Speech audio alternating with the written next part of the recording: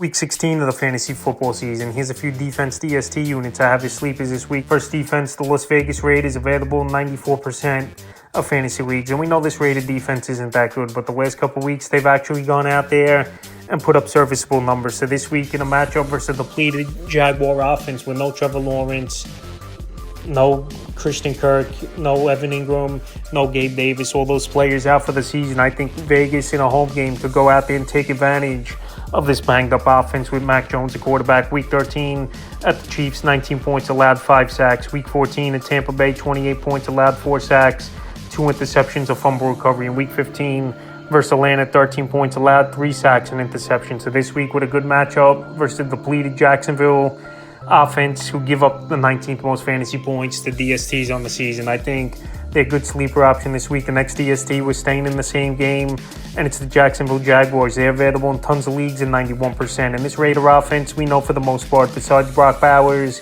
and Jacoby Myers, hasn't done much, and they give up the third most points to DSTs on the season. So the last few weeks for Jacksonville, it hasn't looked good. Week 13 versus Houston, 23 points allowed, 2 sacks. Week 14 at Tennessee, 6 points allowed, 2 sacks. And Week 15 versus the Jets. Listen, the high-scoring game versus the Jets, 32 points allowed and a sack. But this week is a streaming option and a good matchup at the Vegas Raiders. I think they could get pressure on O'Connell a few times in this one. We know this Raider offense, they don't put up a lot of points, even with Brock Bowers and Jacoby Myers, 2 great options in their offense. In Jacksonville, they've played a couple close games this season, and obviously it's gone the other way, where games they got destroyed, like Week 11 at Detroit, losing 52-6. But this week, I think this could be a ball game in the mid-teens, low 20s, and Jacksonville could create a few turnovers and get a few sacks on O'Connell this week. And the final defense DST I have is asleep.